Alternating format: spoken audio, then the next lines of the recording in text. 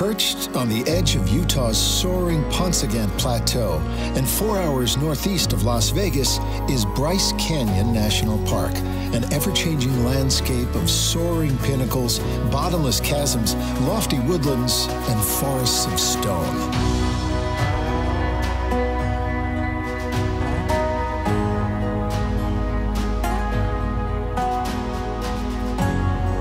Despite its name, this wild panorama of sand, stone, and sky is not a canyon.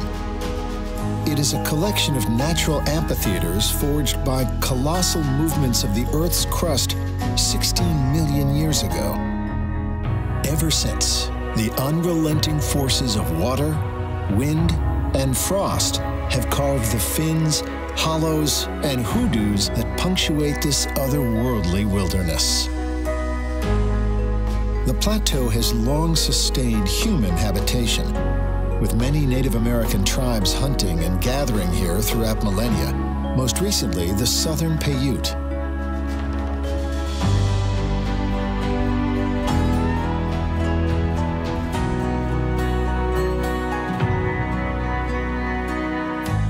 The park's name comes from Mormon settler Ebenezer Bryce, who began ranching in the area in 1870. The geological labyrinth proved problematic for the cattlemen, and Ebenezer soon relocated, famously declaring that the amphitheater was a hell of a place to lose a cow.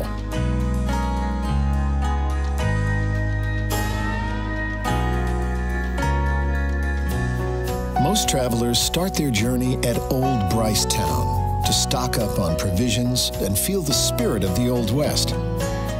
Head into the heart of the park and stop by the Visitor Center to get all your information about Bryce Canyon, from maps and itinerary planners to road and weather condition updates.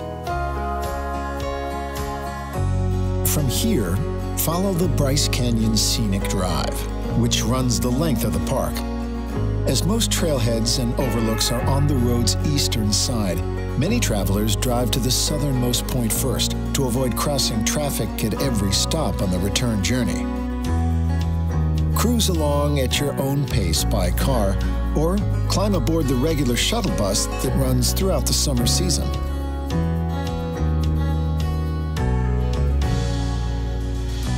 Park your car at Rainbow Point, and from the lookout, cast your gaze north to the dramatic landscape stretching out before you.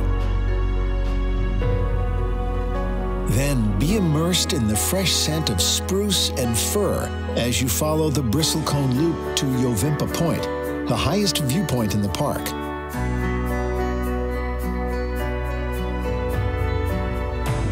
From here, the grand staircase stretches out before you, continuing all the way to the border of Arizona, and on clear days to the edge of Grand Canyon National Park.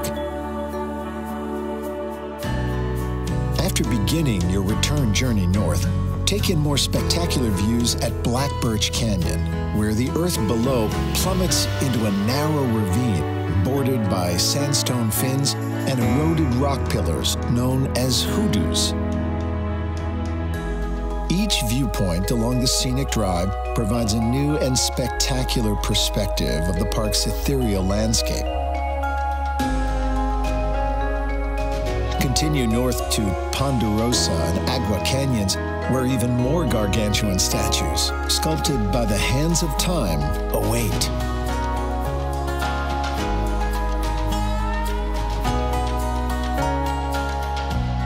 According to Southern Paiute legend, a race of selfish, disrespectful creatures once lived in the canyon.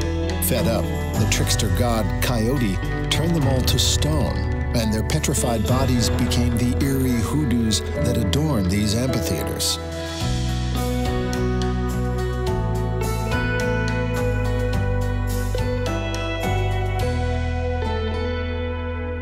The plateau is an ever-changing canvas, and Mother Nature's work is never complete.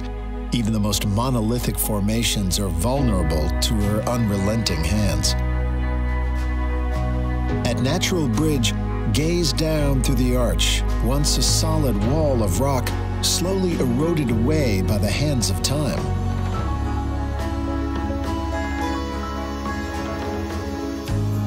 A further 5 minutes north, at aptly named Farview Point, take in the soaring panoramas of Bryce Canyon and Grand Staircase National Monument.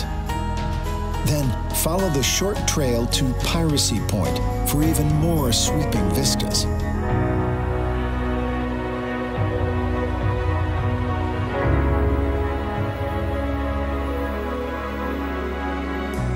A little further north, stand on the lip of the park's namesake, Bryce Canyon, a spectacular 6-square-mile amphitheater. There are multiple viewpoints along its edge, which are accessible by car and shuttle, or by hiking all or part of the epic 11-mile Rim Trail.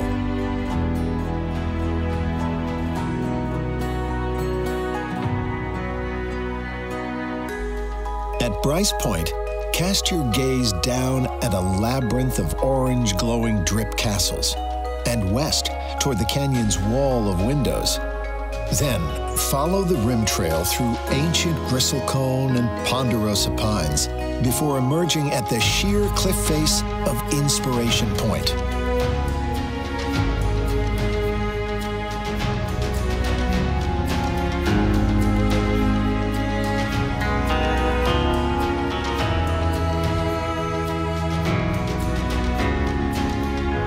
Continue along the Rim Trail or drive to Sunset Point and stare off the edge into a sea of jagged crimson spires.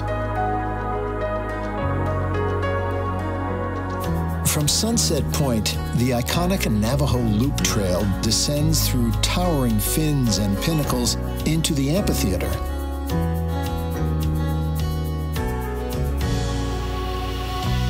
Weave your way down through the soaring corridor of Wall Street, and then past an unstirring huddle of hoodoos known as the Silent City. If you've got the time, extend your hike on the Queen's Garden Trail.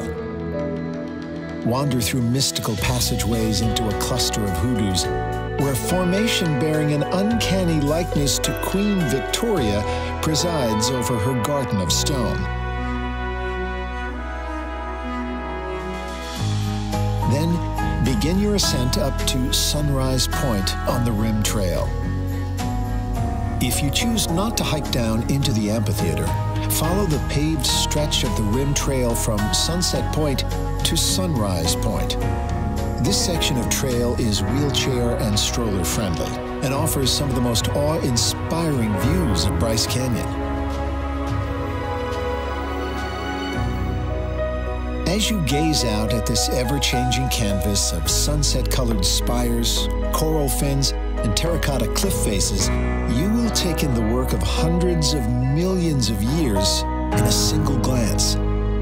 This is a place where glorious scale will make you feel small, and there is something truly humbling and liberating about that. So come, walk beneath the shadows of giants and stand upon the towering shoulders of nature at Bryce Canyon National Park.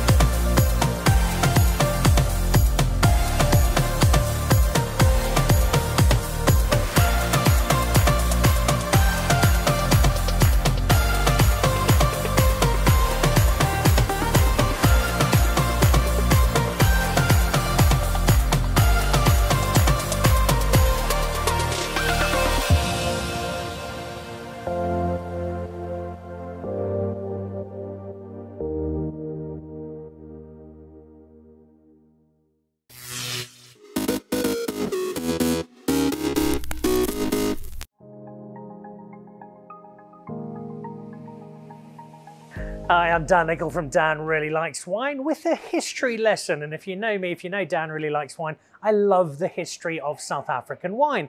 And I particularly love the history of an estate called Alto in Stellenbosch. It is an iconic South African wine estate, making iconic South African wine. And it does so with a real family feel, because in the 100 years that Alto has been making wine, they've only had 5 winemakers, including Barto, the current winemaker. And that means they've had 100 years of experience of making red wine. That's all they do, no whites. They make one rosé of late, but the big focus is on reds like this, the Alto Shiraz, which I've drunk a fair amount over my time, and it's one of those stronger forms of Shiraz. It's got a great deal of character to it and a lot of intensity, but they also make a wine that is such a staple in South African households and has been now for a century, because the 100 years of Alto means 100 years since the Alto Rouge blend first came to light. And I don't think there is another red blend in South Africa that has been made for quite so long. It is a fantastic story.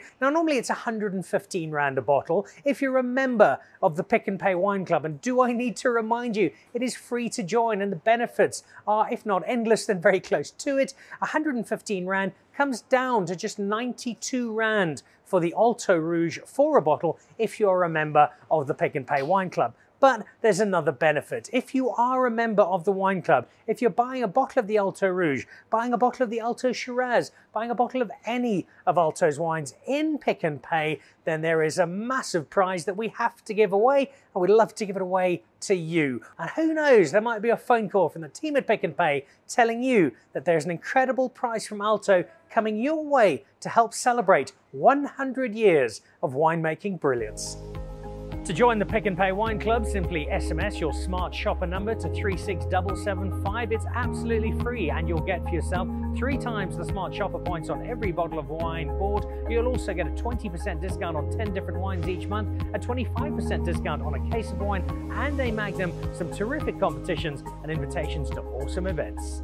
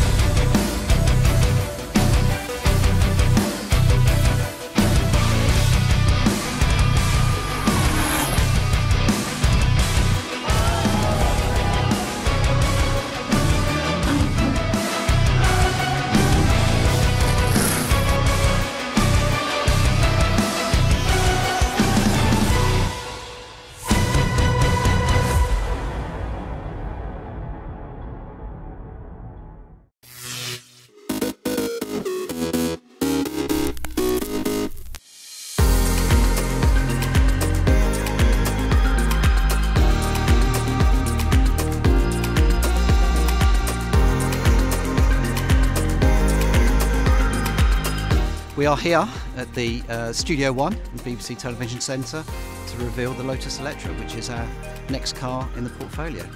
I'm really pleased that we're launching the car finally today. This is a change for Lotus. It's taken us to a new segment, to a wider audience, but this vehicle as well is transformational for the brand. The technology that's included in it, the design that's involved in it as well.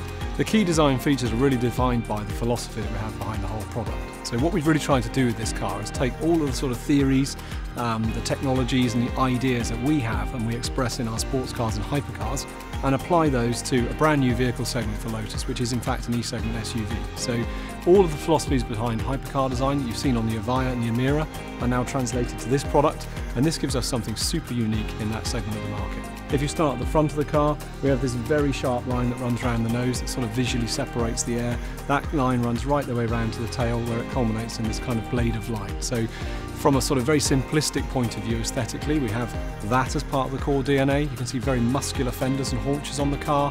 That again has a strong link back to the sports cars. And indeed, the whole proportion on this car is really picking up the kind of mid-engine aesthetic that Lotus has been known for the last 30 years. So this is really exciting for us. It's part of the transformation, and the work that's been going on at home, at headquarters for the last 2 years, has been to prepare for the sports cars coming through. It takes us into a new segment we haven't been in before, and it will show our aspirations of where we want to take this brand.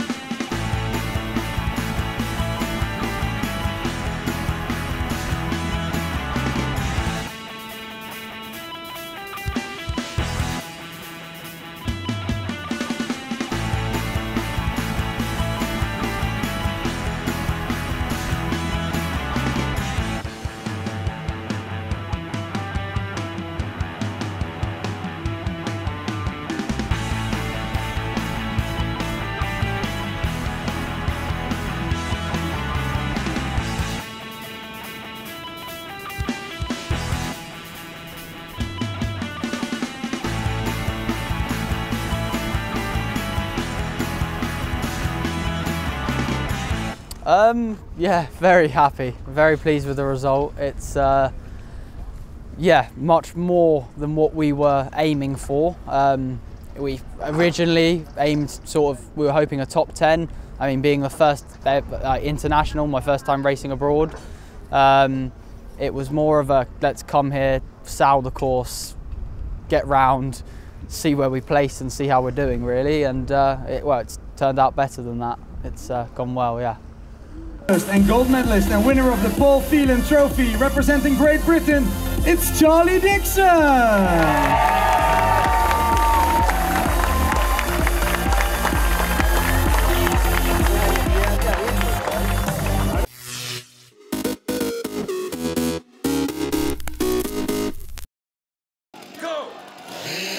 Great start by both of them, two different styles position-wise for that stock saw. Jason Lentz looks like he got through there just a hair faster. Jack Jordan moving over to the underhand chop, about a stroke behind Jason Lentz now on the underhand, but Jack Jordan's been really good on the chopping disciplines all day long today. Let's see, Jordan's through, moving over to the single buck, about 2-3 strokes ahead of Jason Lentz, but he gets a big hook up on the single buck.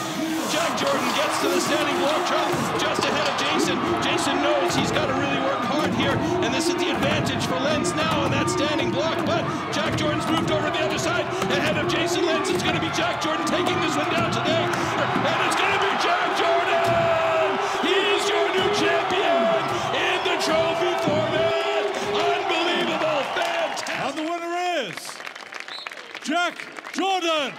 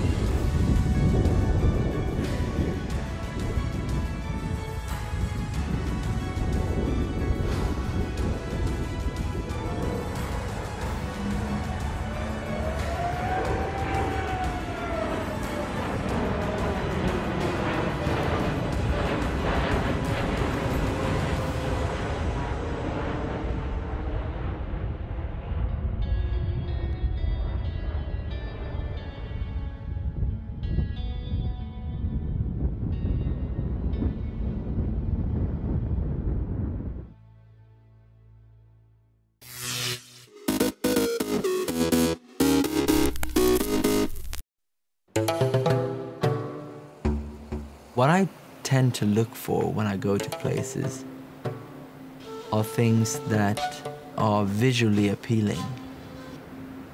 When you walk down the sand dunes here in St. Lucia, just thinking of the old shipwrecks or the explorers, the first thing they saw was these long beaches and impenetrable forest.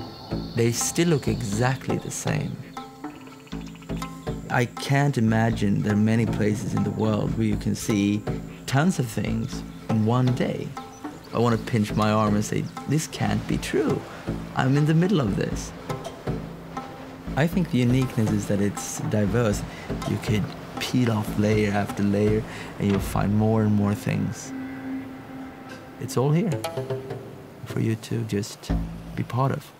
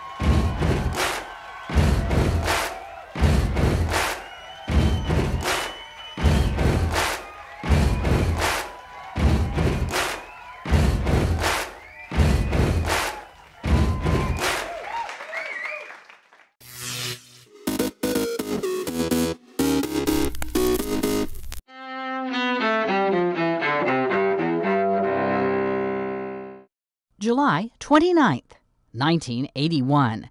Britain's Prince Charles marries Lady Diana Spencer at St. Paul's Cathedral in London. The Archbishop of Canterbury, Robert Runcie, leads the ceremony. Charles Philip Arthur George, wilt thou have this woman to thy wedded wife? I will. Diana Francis, wilt thou have this man to thy wedded husband? I will. The royal couple separates in 1992, then divorces in 1996. Diana is killed in a Paris car crash the following year. 1883.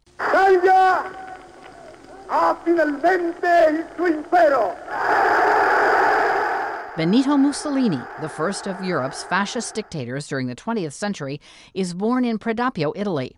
Known as Il Duce, Mussolini leads Italy into the Axis alliance with Nazi Germany's Adolf Hitler. Both dictators meet a violent end during World War II. 1958. Months after launching its first satellite into orbit, the United States takes another major step forward into the space age. President Dwight Eisenhower signs into law the creation of NASA, the nation's space agency. And 1890. Artist Vincent van Gogh dies of a self-inflicted gunshot wound in Paris. The Dutch painter was 37 years old. Today in history, July 29th. Camille Bohannon, The Associated Press.